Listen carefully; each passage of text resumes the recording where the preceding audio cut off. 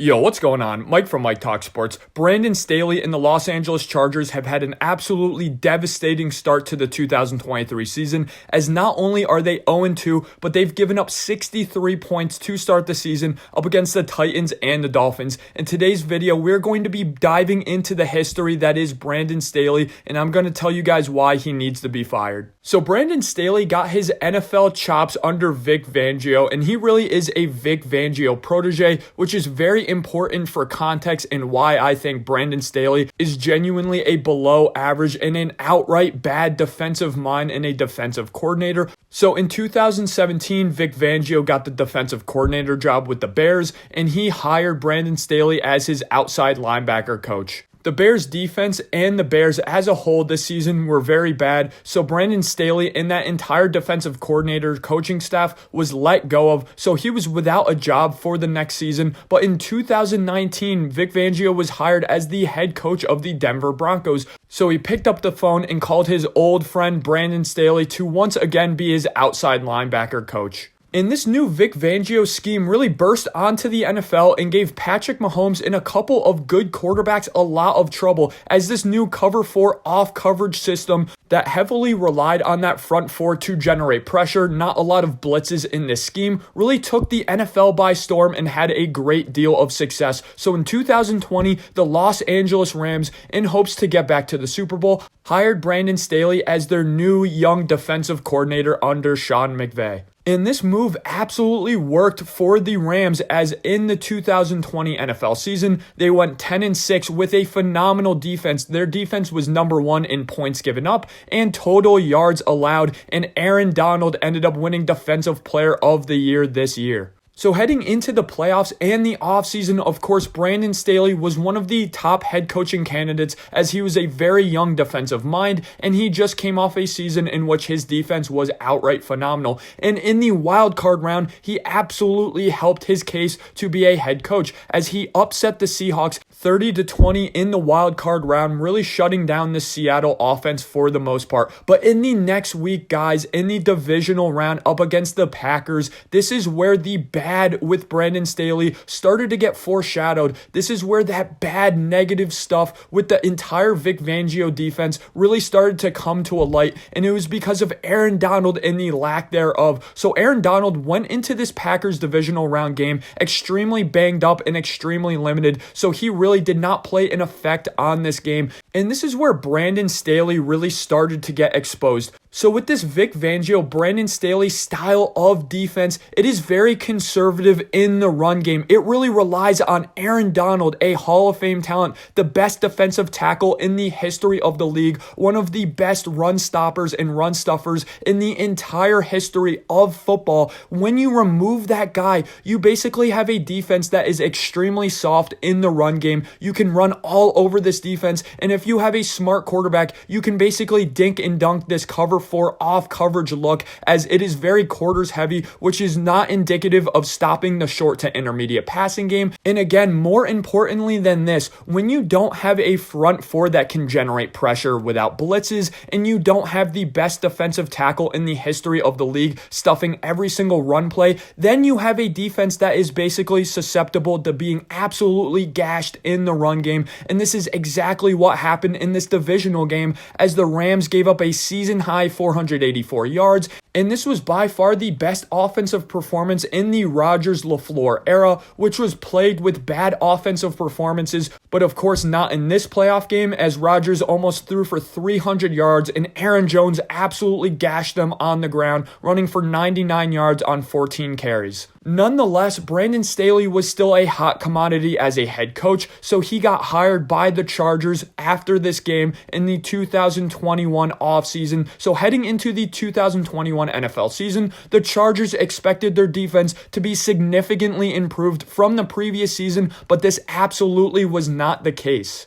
In his first season as the Chargers head coach, they ended up going 9-7, but at the end of the season in week 18, they had a win or go home game up against the Raiders, who had Rich Bisaccia, who wasn't even a full head coach, and Brandon Staley gained a reputation of being a very bad decision maker in this game, as he had two really bad decisions that have plagued the rest of his career thus far. He had a failed fourth down conversion. Not only that, but he had a very bizarre timeout that helped the Raiders win this game. In Brandon Staley's Chargers defense, despite having a lot of good names and big names on the defense, their defense was absolutely pathetic this season. They allowed the fourth most points in the entire NFL, and in the previous season without Brandon Staley, with a worse defensive roster, they gave up 10th most amount of points in the previous season, so they had a worse defense in terms of most points allowed. And then of course, they had the third most rushing yards in the NFL allowed. This again really is the issue with this Brandon Staley defense. If they don't have Aaron Donald fronting the front four for his defense, he's going to get absolutely gashed in the run game. Again,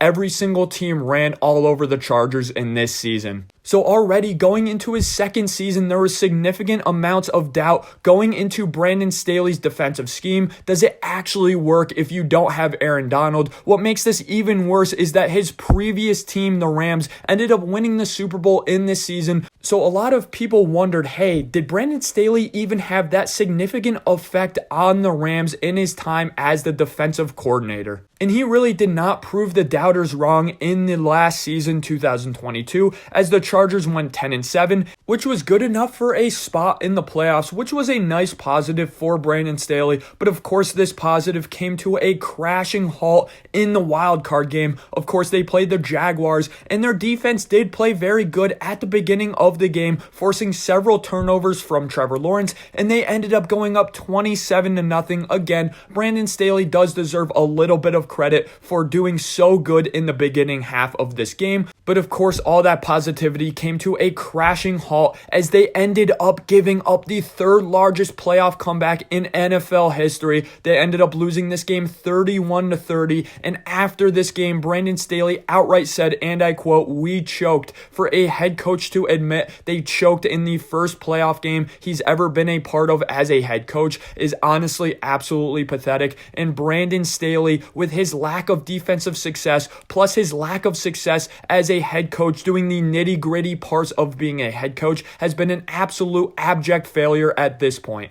And in this season, the Chargers let up the 11th most amount of points in the NFL and the 5th most rushing yards. So this team, year in and year out, under Brandon Staley in his first 2 years, has been absolutely carried by his offense. I genuinely don't understand how a defensive head coach could retain his job when all he does is rely upon his offense to put up a significant amount of points. The issue with Brandon Staley, guys, number one, his scheme. We've already touched upon why his scheme sucks. It's very dependent on having Aaron Donald. Number two reason why Brandon Staley sucks as a head coach is because of the offensive perspective of Brandon Staley. The best scenario with Brandon Staley is that he hires a very prolific, good offensive mind to be his offensive coordinator. But if this happens, then that offensive coordinator is going to be hired to be a head coach in the next couple of seasons. So if they keep hiring good offensive coordinators, year in and year out, Justin Herbert will be asked to learn a new offensive scheme, which is not indicative of making significant playoff runs, as a team needs a couple years under a new scheme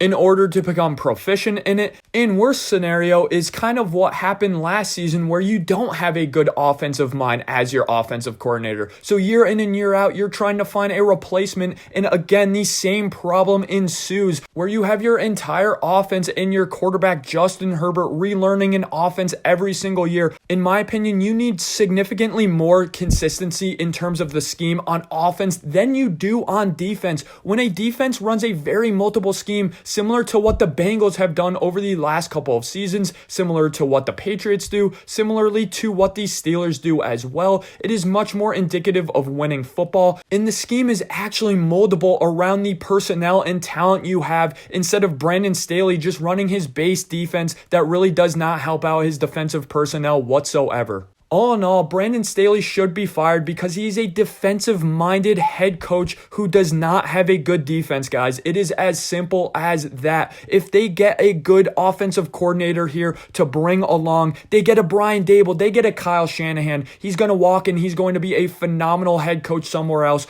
This is exactly what happened to the Falcons. This is exactly what happened to the Bills. And all in all, it is pretty clear that Brandon Staley cannot be a winning head coach in the NFL with his scheme and his stubbornness. Thanks for listening to today's video of Mike Talk Sports. Let me know in the comment section below, do you agree with my take and my reasoning to why Brandon Staley's defensive scheme absolutely sucks and why I think he should be fired? Let me know in the comment section below, what are your thoughts on this video? If you listened till the end of this video, guys, I really appreciate it. Smack that like and hit subscribe.